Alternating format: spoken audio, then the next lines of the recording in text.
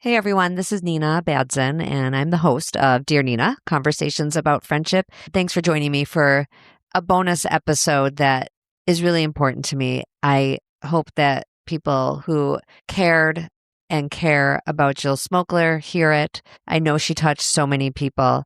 This was a conversation that was on Dear Nina in the summer of 2024, which was soon after Jill was diagnosed with brain cancer. She unfortunately, as I record this, passed away about 4 or 5 days ago. And I will be replaying it right around what would have been her 49th birthday. Jill was proud of this episode. That's why I wanted to replay it. She asked me if I would record an episode with her about her feelings on being diagnosed with brain cancer. So this was 2 years ago. At the time, she did not know how long she would live with it. She just wanted to reflect on her feelings about it. I think she had done research and knew that likely it was not going to be easy as time went on to articulate her feelings about it. We had a really frank conversation, and she talks about the amazing outpouring of love she felt at that time from the online community that I know has continued, just to see all the messages that people have written. I mean, she touched so many people.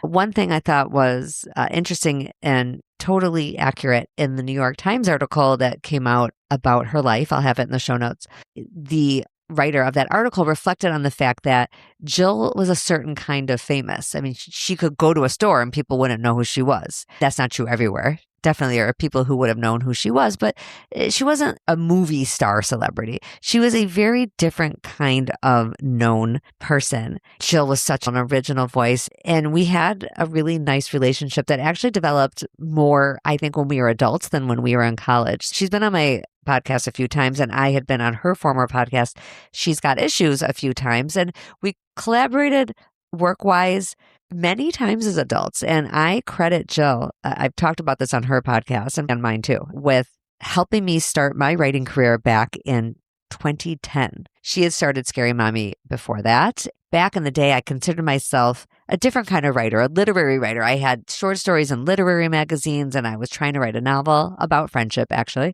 I was like, no, I don't want to blog. And then just for fun, I did a guest post on Scary Mommy when it was getting pretty big. It wasn't even close to as big as it would get. Instead of writing by myself in a literary magazine and having nobody read it and nothing to show for it, I wrote something on Scary Mommy and had 100 comments in an hour. And I was like, oh, Jill, I get it. I get why you like this so much.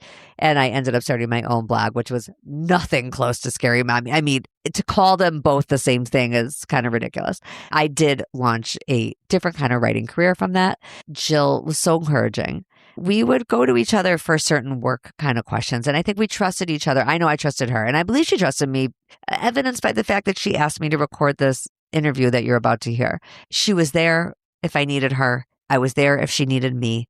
It was as simple as that. And we would text here and there. And we did an episode on She's Got Issues about a painful friendship breakup that she had. And I heard from Jill not long before she died that painful friendship breakup got reconciled. And she credited the episode that we did with beginning the process of that reconciliation.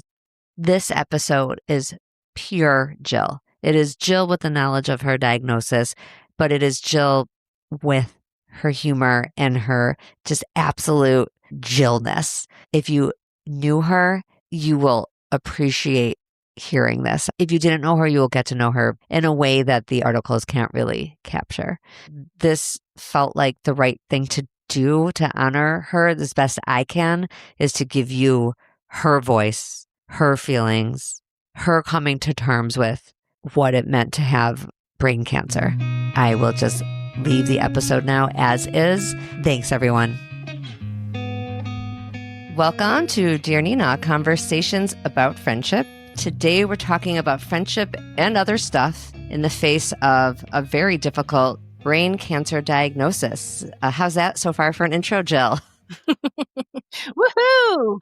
Take a listen. It's going to be an upbeat one, guys. We are talking to my friend Jill Smokler, who I've known since we were 18 years old at Washington University in St. Louis. She's been on this podcast before when we talked about our memories of the heyday of blogging. I was on her podcast, She's Got Issues, to talk about some friendship issues. And those were really easier topics, much lighter. If you don't know Jill Smokler, she is the founder of the original Scary Mommy, which started as Jill's personal, amusing baby book / beginner stage blog in 2008 and became a true sensation. Jill was eventually the first mom blogger to sell her brand to a major media company. As Scary Mommy grew, Jill gave so many women, including me, a huge push in our online writing careers. Her belief in us and her support of our writing pushed us in directions we would not have gone without her. Many consider Jill the fairy godmother of their writing careers. When Jill started Scary Mommy, I was writing a novel about friendship breakups that was really going nowhere. I rewrote it for years. I sort of got close to an agent with one, but it really didn't go anywhere. And I credit Jill with opening my mind to what writing on the internet could be. She kind of created the blogging monster in me. Jill had some regrets about the sale. We were monsters, Jill, weren't we, sort of? Oh, completely. We were obsessed. Yes. Jill had some regrets about that sale of Scary Mommy, at least the details of it and the way things transpired later with the site, which she has detailed on other podcasts, on her own podcast. She's got issues which she has since passed on to the next host, Kira. We're not going to go into really that much of that here. She has bigger fish to fry, and we have bigger fish to fry today on this episode. To quote Today.com writer Elise Soleil, who summed it up succinctly, Jill Smokler, creator of the website Scary Mommy, whose raw and honest writing inspired a generation of mothers to bond over the understanding that parenting isn't always rainbows and sunshine, has been diagnosed with an aggressive form of brain cancer at age 46. Jill, what is happening? Oh, Nina. So much more fun talking about my business regrets and friendship woes. Yeah, no, not a fun topic at all. And it really came completely out of nowhere. I had never had seizures, never had trouble with my vision, never had really bad headaches, nothing until one day I had a seizure. And fortunately, my youngest son came home and saw me and called an ambulance and I was brought to the hospital. Immediately, you have brain surgery when you have a brain tumor, and they don't know exactly what it is until all the tests come back, which first, I think, took like 5 days of misery. But anyway, it sort of came out of nowhere. How do they know to look for a tumor? Why did they not just assume a seizure from something else? Or, I mean, obviously, I'm not a medical person. Is that a pretty known number one symptom? I think the MRI is when you have a seizure. I mean, I think I might be speaking out of turn. I'm really so uneducated with medical stuff. But yeah, I know they did an MRI and established that, yes, there was a tumor. Let's take it out. So I woke up. My whole family, my stepmom, my dad, my brother, my mom, my kids, my ex-husband, just everybody was there when I woke up. I didn't recognize people. And the message from the nurses and the doctor was, you're at Johns Hopkins Hospital. You had a brain tumor. It's been removed. The date is April 15th, 2024. Like, it was very just like matter of fact. So for the first 2 days I was awake, I was like, well, isn't this humorous? Like, so dramatic of me to get a brain tumor, like kind of funny. Like, I just had no idea the severity and the ramifications. And then we got the results. Yeah, that was just not the best development. Was everyone there? Was it just you? Were you with your mom? Did Jeff come for that? I think there was some misstep in the communication because we never were actually, we never had the conversation where we sat down at the table and the doctor looks at you and with a pain-stricken face and you can tell it's not good news. The doctor just sort of came in and said, well, we know what it is. And we were like, sure, okay. And then just proceeded to sort of talk and we were like, whoa. Like, so this is stage 4? Well, yes, because it has to be stage 4. It was just a very convoluted message and doctors are not known for communicating for a reason. Yeah, here we are. I know we have other topics. No, well, this is an important piece of it. So he just used the word glioblastoma. Never. And you were supposed to know, or didn't even use that word. Didn't even use that word. And I went with my best friend who, thank goodness, is a social worker and knows how to navigate the medical hell system. And my mom, no, he never actually used the term. I think and granted, they were a lot more knowledgeable than I am. On a normal basis, I'm not knowledgeable with this stuff, but especially now that my head's sort of all over the place, like I'm definitely not capable of retaining information and making sense of it. So yeah, it was sort of kind of discovering it on our own. And then I realized, yeah, this isn't so funny. This is not a funny brain Right. tumor story that you can just put in your memoir and will just be like a hiccup in the road. This does not have a good ending. Because you shared on social media about the surgery, and that was before you had, I think, the actual type of cancer. Well, no, you knew it was a tumor, but you didn't know really more than that. Right. I was out of the coma. I knew, like, I was awake. I knew who people were. I didn't know the severity of it. And it's very common that it could be benign and it could just be something. So I just assumed that that's what it was because I'm the opposite of a hypochondriac. Somehow it was established that you had had this surgery, and all of us were optimistic. Oh, like just like you're saying, oh God, that must have been so scary. But the word cancer wasn't being thrown around yet. Tumor does not sound nearly as scary as cancer. Yes, but the story changed. And on Instagram and I think Facebook, you, with your very Jill Smokler humor, wrote on May 3rd, glioblastoma was not on my 2024 bingo card. Alas, here we are. Life changes fast, friends. And that was actually a brilliant way to let people know. It's so many people follow you, adore you. It's interesting when you're in this online space. It's not that you owe people the news, but people would want to know. And people can't support you if they don't know. It was funny because despite I have such an affinity for social media in some ways, but such resentment and hatred of it in other ways. But when I woke up, I had like a real, and I have to force myself normally in a business way to promote things on social media. It does not come naturally to me. But when I woke up for some reason, I just had a desire to put it out there. I just wanted as many like good vibes as possible. The first message I put out was not the bingo card. It was a picture of myself, which I also am very hesitant to post. And it was a picture with my head like halfway down. So you can see because they cut from like ear to ear, like a headband all the way across and then stapled it back together. And I had black eyes from the impact of it. And I just looked like absolute hell. And I posted that picture at first. And then like 5 minutes went by. I was like, oh God. So I ended up taking that down and then putting up, because I was like, what are you doing? If you die, like this is going to be the picture that's associated with you forever. Like the one with you and your dog is so much cuter. I'm glad that's the one out there. Yeah, it's a much better representation. Thank you. Yes. Let me tell you from the get-go, I would do exactly what you did. Because I don't feel like you can expect or hope, expect isn't a great word, you can't hope for emotional or frankly physical support if people don't know what you're going through. That's true. For cancer or anything else, people can't assume they don't know what you're going through. I know people who have been very, very, very private about cancer, and to each their own. Obviously, it's like not for me to decide. But then I know I always feel as part of a community, because we have friends and then we have like just wider community. I even think of like the college people who came together. It's like, it's not like we were all best friends with each other, but it's still part of this like bigger WashU community. Yeah. As part of a community, you can't really do anything if you don't know anything. One thing I've been thinking about, you and I were texting a little and you were like, have you ever done an episode with somebody who's in the middle of dealing with cancer? And I'm like, no, I've really only done in hindsight. People come on years later and they talk about what would have been helpful and stuff years later, but I've never talked to anybody during. Yeah. It's a different situation. It is when it's all fresh and it changes constantly. If we were to have had this conversation a month ago, it would be very different. I'm sure if we were to have it in 6 months, it would be very different. So we are in the middle of the muck right now and we can talk about it. Let's start with what has surprised you for the good. We'll start with the good. That's a really good place to start.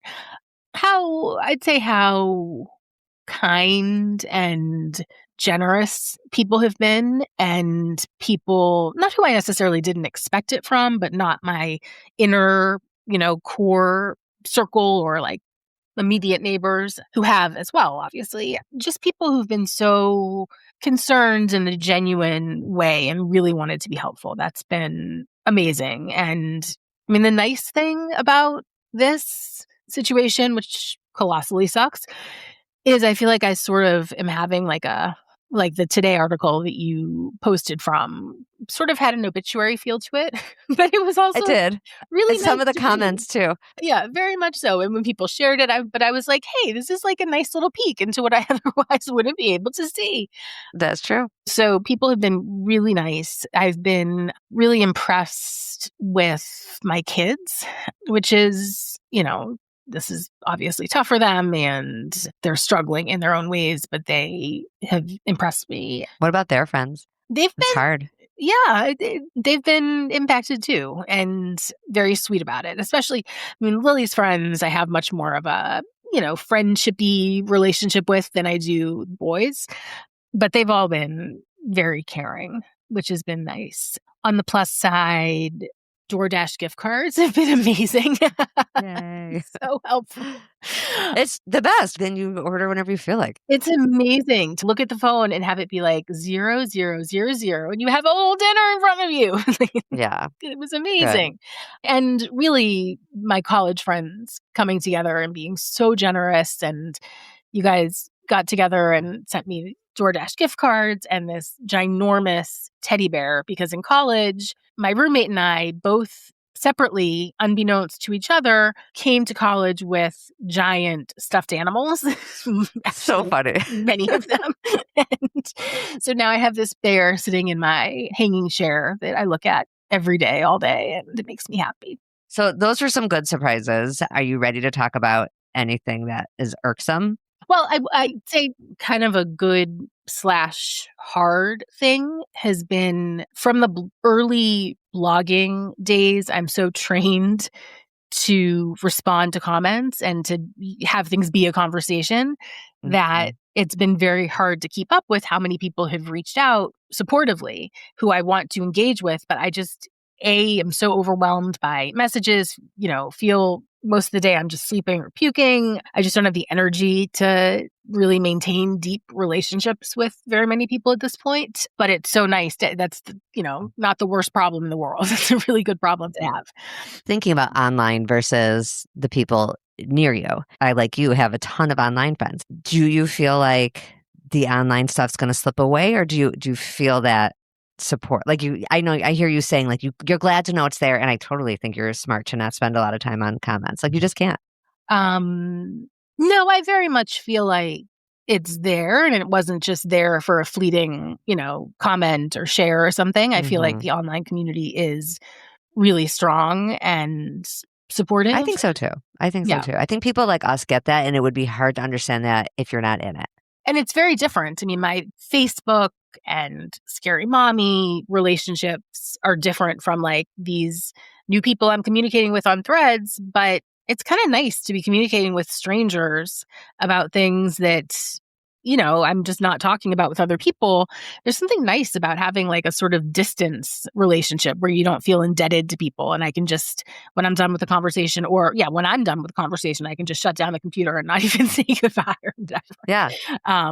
Yeah, so I'm surprised that I'm finding those sort of more surface distant relationships valuable now. God, Nina, I can't believe I'm having trouble focusing on the negative. That's the best thing. And we don't even have to No, but go. I I guess. mean, maybe we need to because there's so much of it. I'm just having Is trouble. there? Okay. So, well, I have one question that might help you. Yes. When people come out of the woodwork, generally, if people come out of the woodwork, whether online or people in person, is that heartwarming, or is it like, ugh, I don't really have the bandwidth for this now? It completely depends on the person.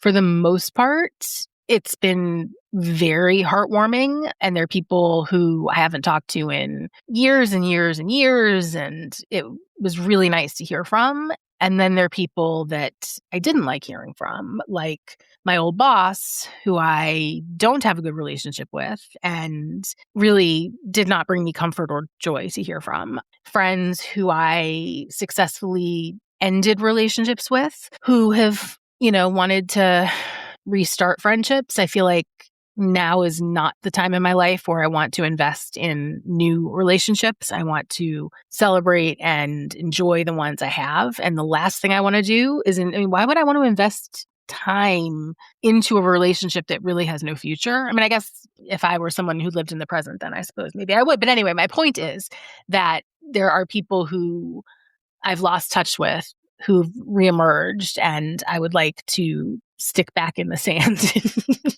unemerge them. Do you almost want them to like say their message and then you can be like, thanks, and that's it? Message has been received. Now unsubscribe. This is where we need the like button. Right. And unsubscribe. 1,000%. But for the most part, it has been really nice hearing from people. It's funny how in the early days, it was there, everybody was there. And now it's been about 3.5 weeks, I think. And yeah, I don't hear from nearly as many people, which is completely normal and fine. But also something for people to note is, I think, check in at the beginning, but mark it in your calendar to check in after 2 weeks, to check in after 6 weeks, not every day, because that's overwhelming. And I don't want that from anyone. Well, from a couple of people I do, but from most people I don't. But from an outer circle, people who are checking in every couple weeks, that I really appreciate. When it's every couple of days from someone I haven't talked to in 2 decades, it's like, this is too much. It's overwhelming. It takes too much energy. I feel like I only have such a limited amount of energy right now that I have to be really careful about where I focus it. And I don't want to focus it on people that I don't want to have relationships with. No, that's wise. And it's, by the way, really good advice for your kids' friends. The same thing you said about checking in. I don't know if your kids would ever be able to express that if they could somehow to their friends, but it's like, you want to say, don't forget about me. Right. For them too. I'm sure everyone was all in right at the beginning, and same thing, like every couple weeks, they should just hang out and have regular life, but it's still nice for their friends every so often. Just be like, hey, how you hanging in there? Yeah. No, you're so right. I guess if anyone hears this and knows someone going through a situation like yours, it's a good message to give to your teenage children, college age kids too, as well, that when anyone's going through a crisis, it's like, don't just disappear. I think that's super important. Something else on the bad front is people thinking they can solve your cancer, or that they know someone who knows the secret trick, or, if I just start eating avocados and stop eating any sugar and start practicing yoga for this long, then I will be cured. And it's just really frustrating. And even the ones that, and they all mean well, even people who say, I'm so sorry, I have a cousin who went through this. Would you like to talk to him? I think it would be helpful. Even people with that sort of thing, which is so succinct and appreciated and appropriate, I just feel like, I don't want to talk to your random cousin. I don't want to talk to your random cousin before. Like, I don't want to talk to him now when all we have in common is brain cancer. That's so funny. I agree. Who wants to talk to a stranger? I agree. Like, you're right. In the best of circumstances. Right. So then I have to feel so guilty and apologize to the person who's reaching out to me. Yeah. So my advice is not to tell people about your cousin who has a similar ailment, but maybe not have that be the first message, and just don't be repetitive about it. I will note that. And if I want to talk to your cousin, I will follow up. I don't need to be reminded that your cousin exists on a daily basis. Maybe people could say, like, if I don't hear back from you, I'll assume that. That is the best. That is the best statement. When people write that, I'm so appreciative. They can write whatever they want. And then if they sign off saying, you don't have to respond, just wanted you to know I'm thinking of you, just wanted you to know I love you, whatever, that's the best thing. Because then I can just like it or love it and be done with it, and just appreciate the thought and not have to pull out 2008 Jill to reply to everything. Oh, I love that expression, the 2008 Jill. I'm sure that is a pressure you feel to be the Jill that they met or that they knew online, and very funny and very sharp. And you are those things, but like, you're a human being, even without cancer. You can't be 2008 Jill all the time. Tell me about the decision and like how fast you made that decision to stop the podcast, stop the online magazine. I made it pretty quickly. Yeah, I made it fast. Once I found out the final diagnosis, not when I initially had the brain tumor, I thought that would be just a fun issue to attack. But once I really found out, like, your time is limited, I realized I don't want to be putting time into a brand. Like, I've built a brand already successfully. I love the She's Got Issues brand. I think it's so fun. I think there's so many directions it can go in. I think it has so much potential. I want to spend my time, if I'm leaving any sort of legacy, if I'm doing something creative, I want it to be for my kids, not for the general public. And it's so, I mean, you know how time consuming podcasting is. And then doing this magazine I was doing was a full-time job and Yeah. wasn't making much money. So to not be doing it for a salary and really be doing it for creative fulfillment and building a business for the future just seemed really futile. It's beautiful about wanting to do it for your kids. That's how Scary Mommy started, was really Yeah. just for your kids. If you think about it, that clearly has always been a creative well for you. Do you have some thoughts about what you're working on? Or if you're not ready to talk about it, that's fine too. Yeah, don't want to share too much because it's still sort of evolving, but I will say I did go onto Amazon and order 3 copies of both of my books because I didn't know if they'd be out of print, ever. And I actually I had done a book on blurb.com, like a Shutterfly type album of the first year of the blog that I had 1 print out of, and I ordered 2 more so that the kids would each have one of those. So, and I'm being very cognizant of putting equal amount of effort into all 3 of them, which goes back to the early days of Scary Mommy when everything had to be even. I had to have the exact same amount of blog posts about each kid. Each kid needed to have, if they had a negative one, I needed to follow it up by a positive one. Like, Oh, I didn't know you did it that way. That oh makes my God. sense, I as a had mom. a post called My Favorite Child, and I wrote a letter to each of them, and it was the same number of letters Oh my in each gosh. one. And I was like, I love you all the same. But yeah, so I have to do something creative and fun for myself. I want it to be for the kids. The trick is to not have them involved in it. It's like, wrapping the Christmas, Hanukkah gifts and you're praying your kids don't walk in. I'll figure something out. I mean, you're an artist. I think about how the She's Got Issue magazine looked and how you change Scary Mommy all the time because you're a graphic designer. When Jill and I met everybody, she was in art school at WashU. You're an artist. That's amazing, who became a writer. And you always used to be like, I'm not a writer, but you're such a natural writer. But it's nice that you had the visual to go with it. You were the perfect person to come into that online space in the early years. I'm curious what you want your kids to know about friendship. I'm thinking about like the book you're making, I'm guessing is a little more visual. This is a friendship podcast, so I have to stay on that a little bit. I think the most important thing that took me a long time to learn was best friends are wonderful, but other than best friends who are amazing and such a gift when you find them, generally you can't get everything from one person.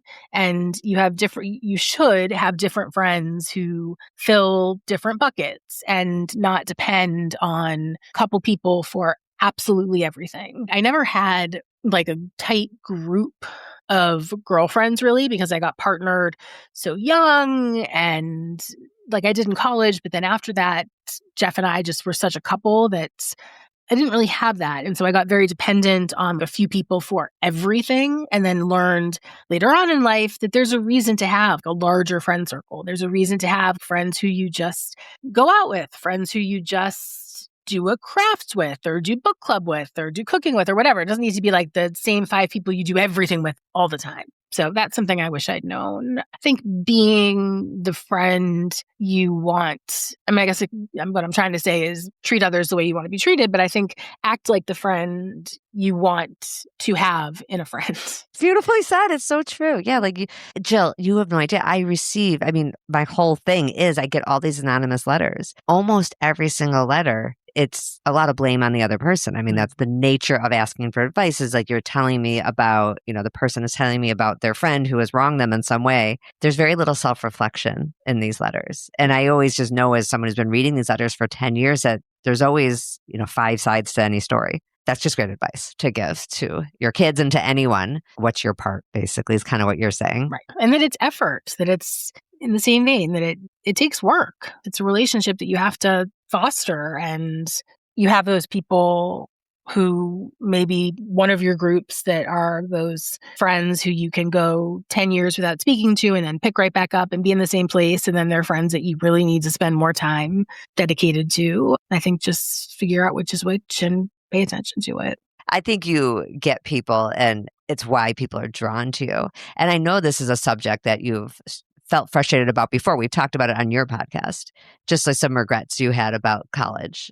Meeting Jeff so young, I mean, that's just how it went. Nowadays, kids, I don't know if you find this with your kids, they don't get in such serious relationships as young. Once you have a boyfriend, it's like you have to manage. I don't know. My daughter has had a boyfriend since high school. Oh, interesting. And a lot of her friends have. So I don't know. But Oh, maybe it's different here. It's just not, I mean, people do, they have, but it's pretty friend focused. And like the friend group thing, I mean, to a extreme, I think, has become so definite. yeah, There's having a group of friends, which I think there's some security in that because it's nice to have more than one person to count on, like we were talking about. But then this whole idea of the friend group that unless you're on this group text, you're not in it, the whole Snapchat groups, all that. no, it seems exhausting. Totally. Yeah, I do not envy our kids for that. No, it's like so exact.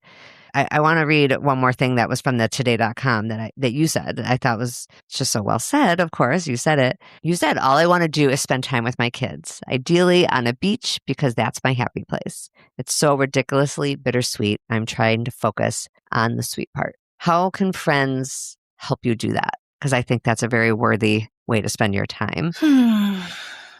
In terms of helping me focus on what is important to me right now, which is the kids, I think I've found the most value in friends who reach out consistently, but briefly to let me know that they're there when I have time for it, but with no expectations. I think the no expectations is so important right now because maybe they have them, maybe they don't, but just let me feel like you have none.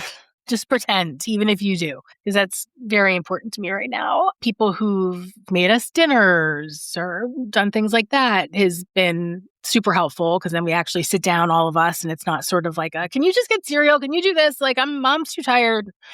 So that's been helpful. Also, it's been really nice for the kids to see how much support I have, I think has been really nice for them, not only so they sort of know the foundation of what's there for them, I hope, but so that they have sort of a goal for their own lives to have lots of friends and to build lots of support.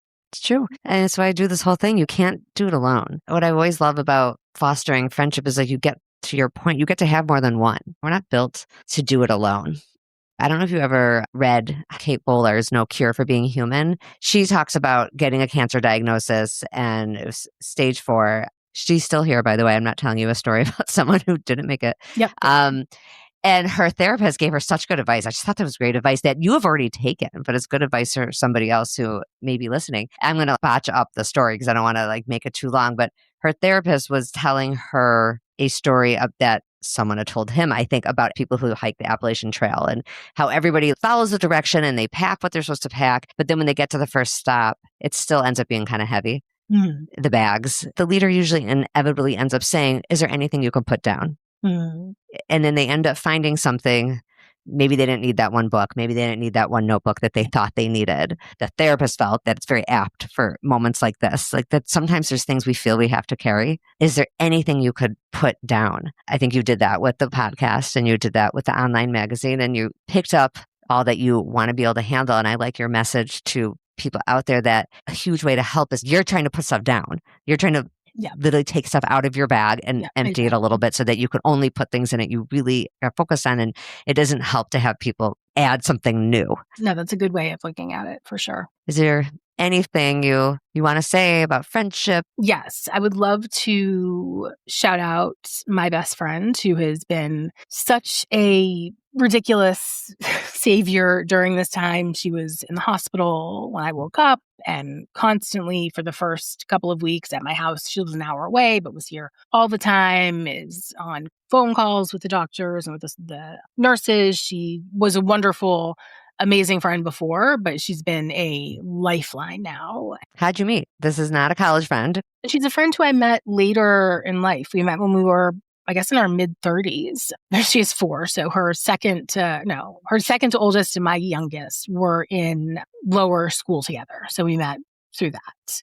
Yeah, it's kind of an unusual friendship because we got so tight in a way that, I mean, maybe it's more common in your later, not that this is later years, but yeah, we got very, very tight and I'm so dependent on her right now. It's not even funny.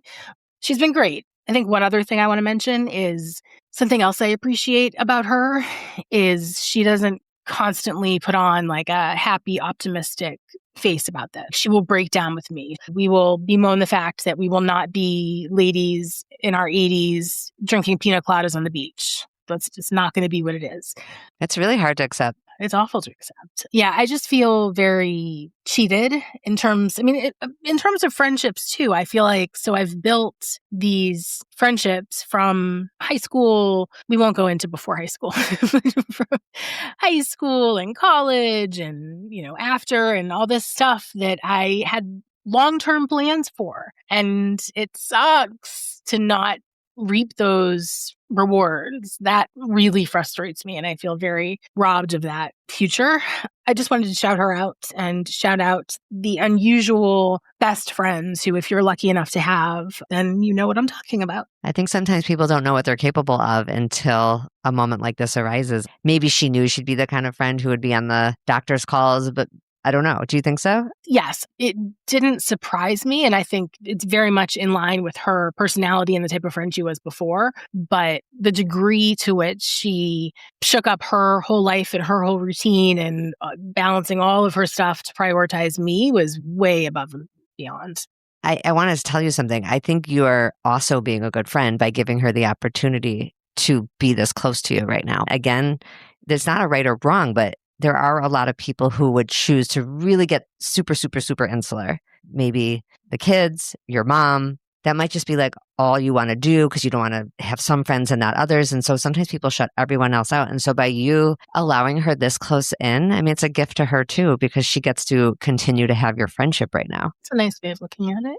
I'm glad you have her. Me too. And I'm glad I have you. And I'm glad I have my community of people who are listening to this. And yeah, support's really important. Okay, Jill, this is like impossible episode to end because I don't want to stop talking to you. It's a big, important topic. You've got to be tired and it's a long day. Yeah. No, it's, this is about the time that I, lay down and fall asleep for a good 2 hours.